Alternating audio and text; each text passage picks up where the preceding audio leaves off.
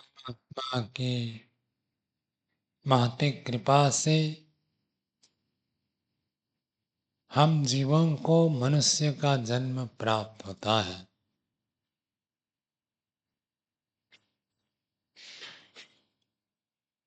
और इस मनुष्य जन्म को पाकर जो व्यक्ति ईश्वर की आज्ञा के अनुसार चलता है उसका जीवन सफल हो जाता है, कृतकृत्य हो जाता है, आनंद से परिपूर्ण हो जाता है। और जो व्यक्ति ईश्वर के आज्ञा के विपरीत चलता है, ईश्वर के आदेश का उल्लंघन करता है, वो मनुष्य जीवन पाकर भी विफल हो जाता है।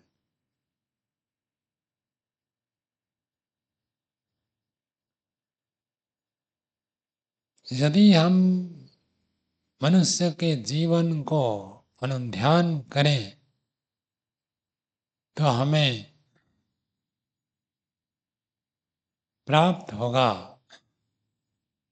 प्रत्येक व्यक्ति, प्रत्येक मनुष्य,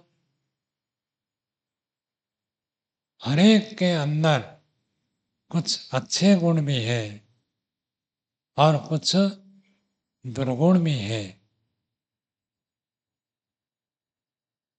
यद्यपि आत्मा नित्य शुद्ध बुद्ध मुक्त स्वभाव है, अपवित्रता आत्मा का धर्म नहीं है। अपवित्रता तो प्रकृति का धर्म है। लेकिन आत्मा का धर्म न होते हुए भी आत्मा अंतःकरण के साथ तदाकार होकर उसी प्रकार अनुभव करता है जैसे अंतःकरण में स्थिति होती है, जैसे ज्ञान होता है। अंतःकरण में पवित्रता हो तो जीवात्मा पवित्र आचरण करता है। अंतःकरण मलिन हो तो जीवात्मा मलिन अंतःकरण से युक्त होता है, तो मलिन आचरण होता है। यद्यपि जीवात्मा स्वयं नहीं करता है, जीवात्मा की केवल उपस्थिति मात्र से अंतःकरण क्रियाशील होता है और सब काम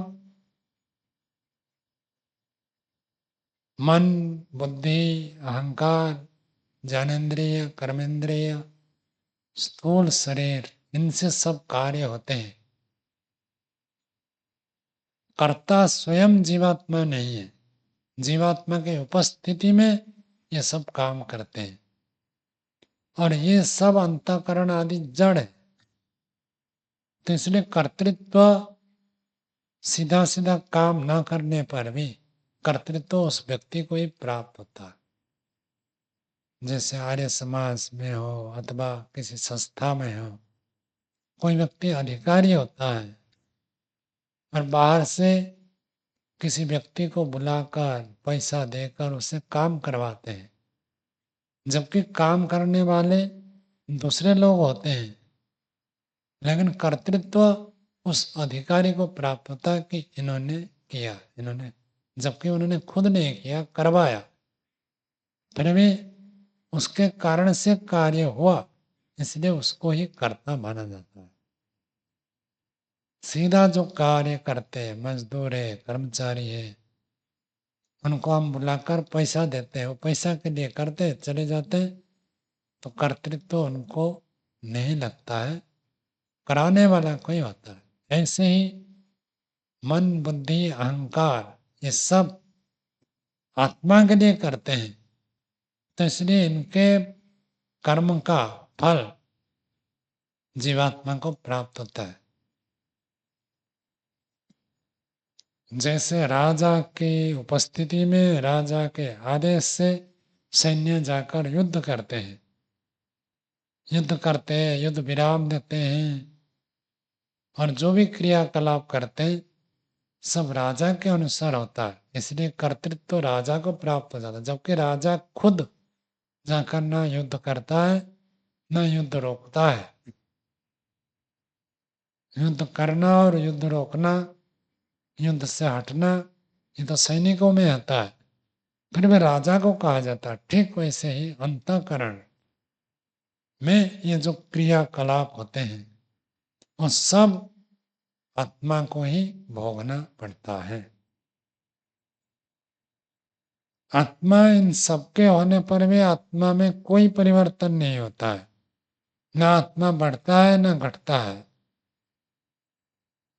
ना उत्कर्ष होता है ना अपकर्ष होता है, सब होता है अंतःकरण में। अंतःकरण मलिन होगा, अंतःकरण शुद्ध होगा, अंतःकरण उत्कर्ष होगा, अंतःकरण में अपकर्ष होगा, फिर भी कहा जाता है उस जीवात्मा का। तो तत्वज्ञानी विवेकी व्यक्ति जो होता है वो अपने आत्म स्वरूप को ठीक समझता है और ठीक समझकर प्रभावित नहीं होता किसी में भी। उसको पता चलता सब बाहर हो रहा है, मुझ आत्मा में कुछ भी नहीं हो रहा। जब यह अनुभूति होती है मुझ आत्मा में कुछ भी नहीं हो रहा है, सब बाहर हो रहा है, तब व्यक्ति अन्याय नहीं करता है, पाप नहीं करेगा, अत्याचार नहीं करेगा, लोभ नहीं करेगा, किसी को दुख नहीं देगा। क्योंकि ये सब तब व्यक्ति करता है जब लगता है इससे मुझे कुछ मिलेगा। जब कुछ मिलना नहीं है तब व्यक्ति क्यों करेगा? तो सामान्य रूप से प्रश्न उठता है, जब कुछ मिलना नहीं है तो अच्छा काम भी नहीं करेगा। अच्छा काम इसलिए करता है क्योंकि ये जो प्रकृति है ईश्वर का बनाया हुआ है। आत्मा को कुछ भी प्राप्त नहीं होगा, आत्मा घटेगा नहीं, आत्मा बढ़ेगा नहीं। फिर भी जब अंतःकरण से जुड़ता है, शरीर से जुड़ता है, संसार से जुड़ता है, सुख दुख की अनुभूति आत्मा को होती। तो यदि हम पाप करेंगे तो उसका उद्देश्य कुछ होना चाहिए।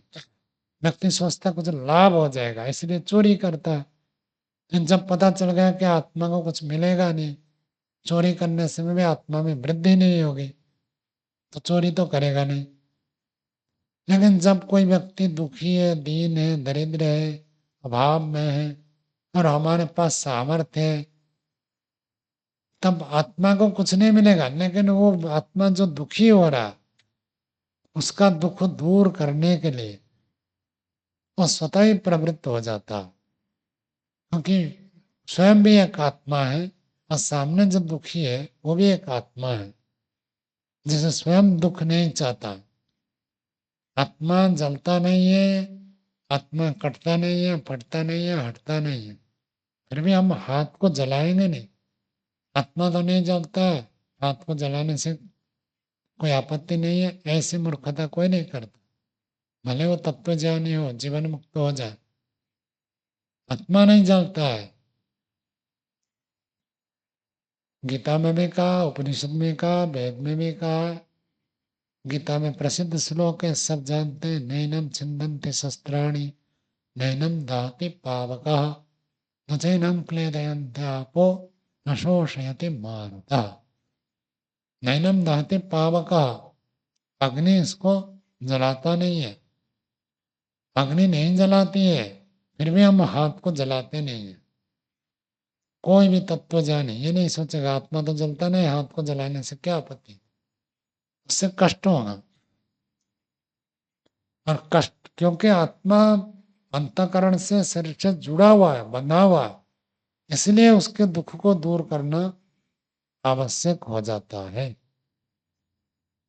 आत्मा को सुख दुख की अनुभूति होती है, बस घटेगा नहीं, बढ़ेगा नहीं, लेकिन सुख दुख की अनुभूति आत्मा को होती है। बस उसी के लिए वो अपने लिए और दूसरों के लिए प्रयत्न करता है, अच्छा ही करता है, बुरा नहीं करता। ये बुराई की ओर प्रवृत्ति क्यों हो जाती है? तो ऋषियों ने पूरा जीवन इसके ऊपर गवेषणा करके खोज करके ये बताया कि जीवात्मा के जन्म जन्मांतर के संस्कार है और वो संस्कार इतना प्रबल है, जब व्यक्ति कुछ भी करता है तात्कालिक कुछ सुख मिलता है, परिणाम में भले वो दुखदाई है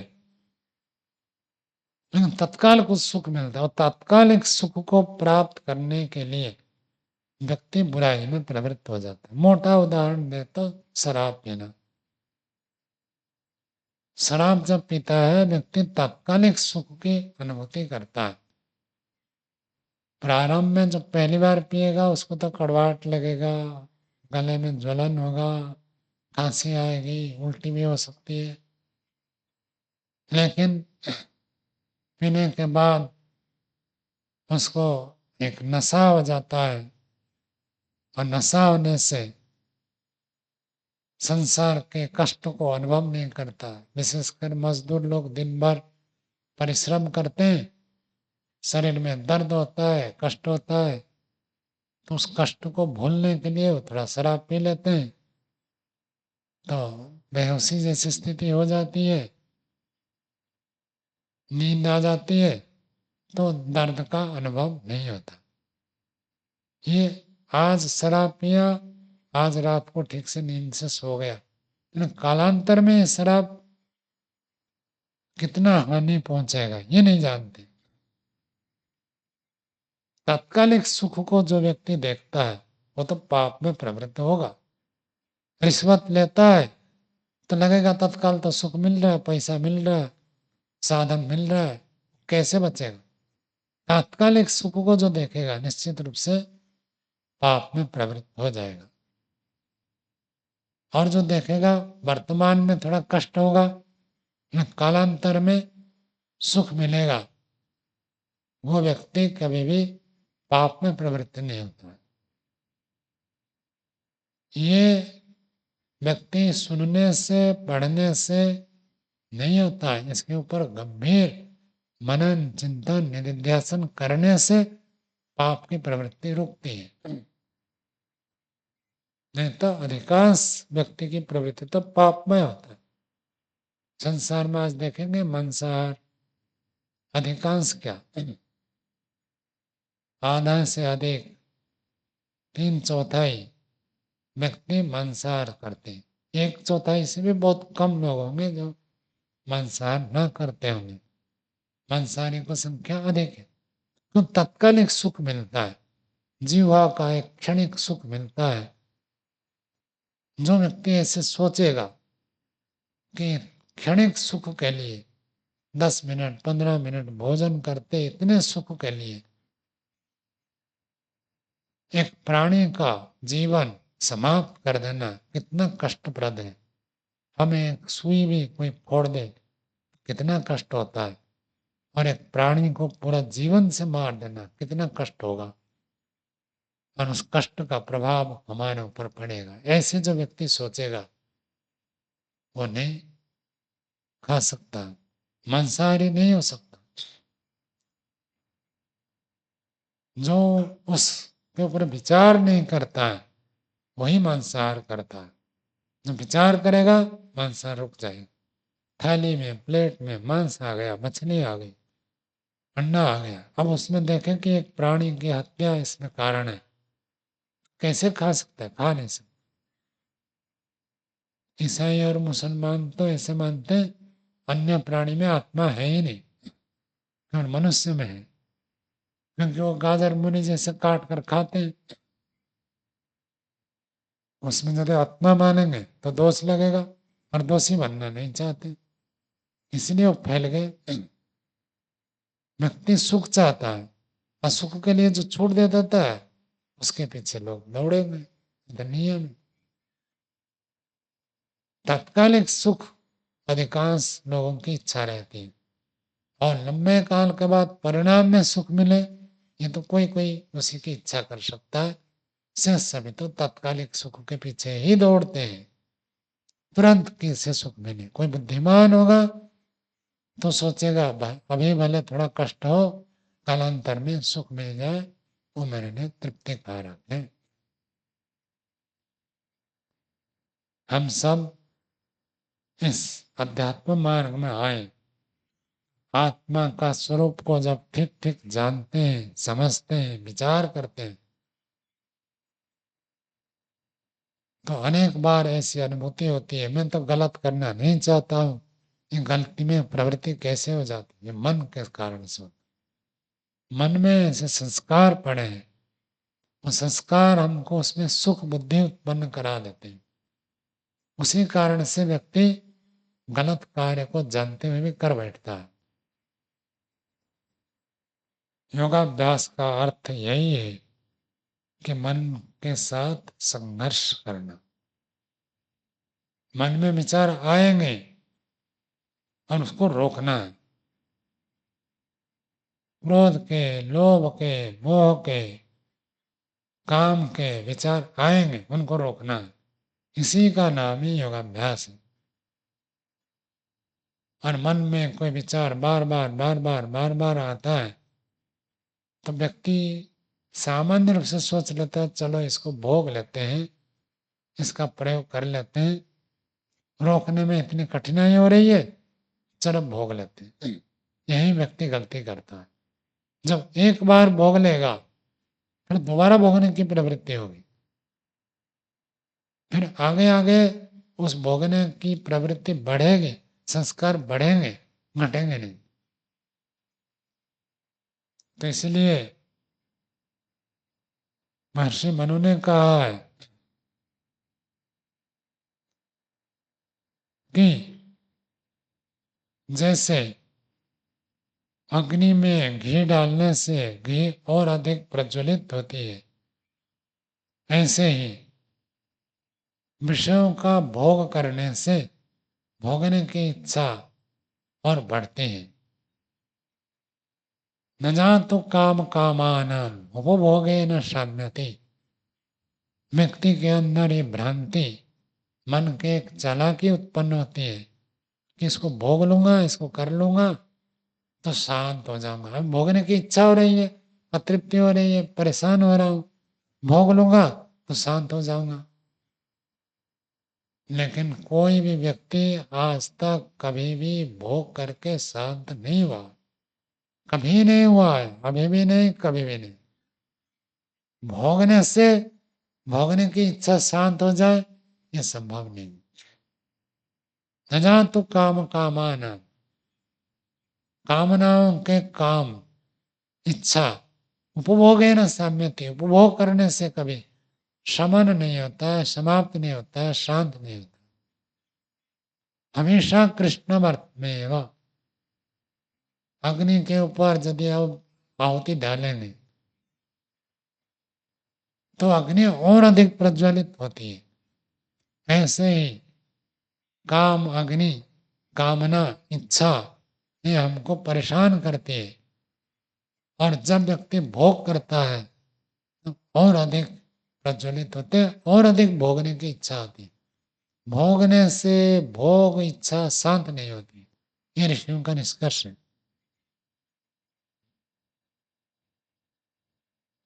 सीधा सीधा कोई सिद्ध पुरुष हो, पूर्व जन्म के साधक हो, तब तो अलग बात है। से सबके अंदर भोगने की इच्छा होती है। उस भोगने की इच्छा सामान्य व्यक्ति को विचार करना चाहिए, मैं कितने बार भोग लिया, क्या मेरी तृप्ति हुई क्या, अब और एक बार भोग लूंगा तो क्या तृप्ति होगी, इतने बार भोग चुका हूं और कितने जन्मों से भोगते आ रहा हूं, आज तक तृप्ति नहीं हुई, तो और एक बार भोगने से कैसे तृप्ति हो जाएगी, नहीं होगी। ये जब निश्चय हो जाए, ये जब व्यक्ति को दृढ़ हो जाए, पता चल जाए, तब व्यक्ति भोग से रुक सकता है। विचार जो करता है भोगने के बाद, भोगने से पहले कैसी मनस्थिति रहती है, भोगने से पहले लगता है भोगूंगा तो तृप्त हो जाऊंगा, और भोगने के बाद लगता है भोग कर बेकार भोगा, कुछ लाभ नहीं हुआ, कुछ हाथ नहीं है। ऐसे जो व्यक्ति विचार करता है वही व्यक्ति आगे चलकर भोग से बच सकता है, नहीं तो ये भोग की सिलसिला, भोग की प्रवृत्ति लगातार बनी रहेगी। तो इसके विपरीत जब हम मन के विषयों विषयों की इच्छा, मन में जो इच्छाएं उत्पन्न होती है, कभी भी किसी की इच्छाएं सारी पूर्ण नहीं होती, किसी की नहीं होती, राजा महाराजा के भी सारी इच्छाएं पूर्ण नहीं होती। हम और आपकी तो बात ही क्या। तो इच्छाएं तो कभी किसी की पूरी होती ही नहीं है। तो मैं जितनी भी इच्छा करूं सारी इच्छाएं पूर्ण हो जाए, असंभव है, हो ही नहीं सकता। इच्छाएं तो पूर्ण नहीं होगी।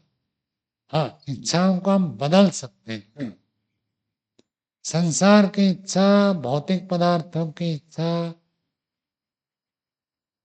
जागतिक जगत से संबंधित कामनाएं कभी किसी की पूरी होती नहीं। एक इच्छा पूरी होते और चार इच्छाएं आकर खड़ी होगी। न्याय दर्शनकार कहते हैं कि कामना करने वाला जब कोई कामना करता है, एक कामना पूरा होने पर और एक कामना आकर खड़े जाती। कामम कामय मानस्य यदा काम समृद्धते तदा अपरा काम क्षिप्रमेव प्रबाधते।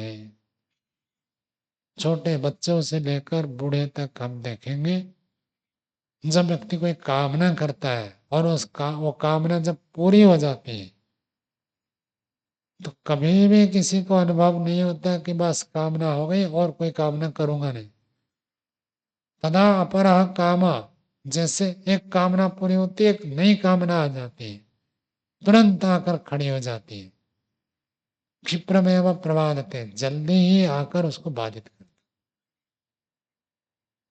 तो इच्छा पूर्ण हो जाए तो और इच्छाएं उत्पन्न नहीं होगी, ऐसे नहीं है। बचपन से लेकर आज तक हम देखेंगे कितनी इच्छाएं पूर्ण हो गई, लेकिन उससे शांत नहीं हुई है, और इच्छा और इच्छा और इच्छा बढ़ती जाती है। ऐसे ही इच्छा कभी भी किसी की समाप्त नहीं होगी। हाँ, इच्छाओं को यदि हम बदल दें, इच्छाओं को यदि मोड़ दें, सांसारिक इच्छा कभी किसी की पूर्ण नहीं होती। परमात्मा की यदि इच्छा करे, साधना की इच्छा करे, भक्ति की इच्छा करे, उससे हमको तृप्ति हो सकती है।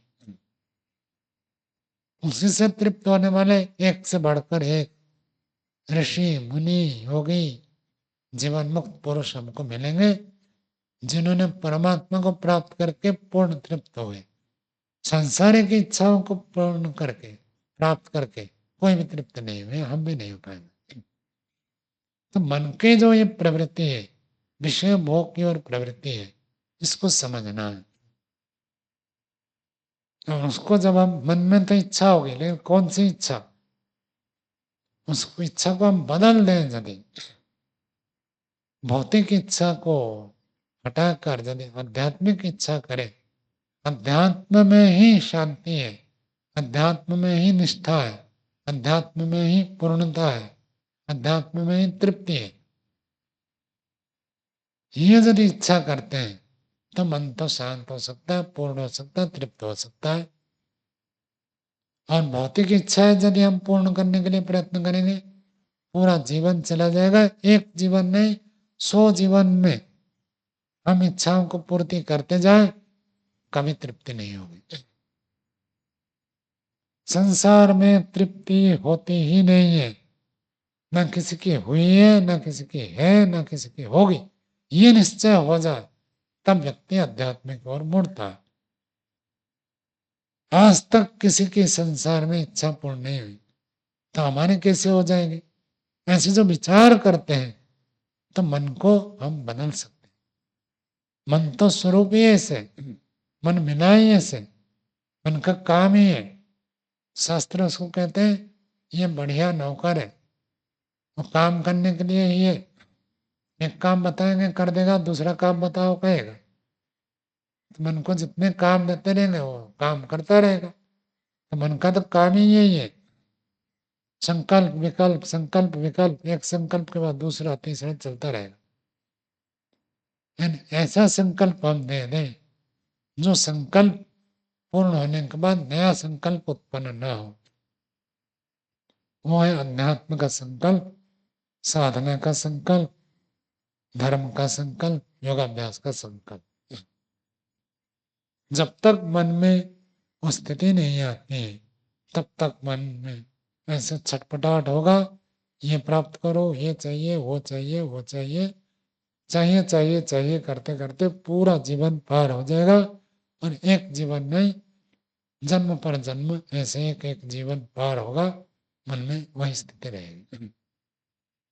तो हम सब मन से आत्मा को पृथक समझे और मन में क्या इच्छा हो रही है उन इच्छाओं को जांच पड़ताल करें, उनका परीक्षण करें, देखें, तब हम मन को बदल सकते हैं। मन को यदि बदल दिया तो काम हो गए। मन कहिए, चित्त कहिए, बुद्धि कहिए, अंतःकरण कहिए, इसी को ही बदलना आवश्यक है। आत्मा तो बदलेगा नहीं, आत्मा तो जैसे वैसे रहेगा। केवल मन के स्वरूप को ठीक ठीक समझे, संस्कार को जाने और उसको परिवर्तन कर दे तो जीवन में कल्याण हो जाता है। हम सब अध्यात्म मार्ग के पथिक है। शास्त्रों को पढ़ना, पुस्तक को पढ़ना जितना आवश्यक है, अपने मन को पढ़ना उससे ज्यादा आवश्यक है। मेरे मन में क्या चल रहा है, उस मन को जो पढ़ता है वही उसको बदल सकता है। और जो मन को पढ़ता नहीं है, मन में विचार आया किया, फिर विचार आया किया, तो वो चलता रहेगा। हम सब आध्यात्मिक कार्यों को करते हुए मन को भी पढ़ने के लिए कुछ समय लगाए और मन के विचारों को अनुध्यान करें, देखें और उनको ऋषियों के तुल्य बदलने का प्रयत्न करें। इतना कहकर वाणी को विराम देते हैं।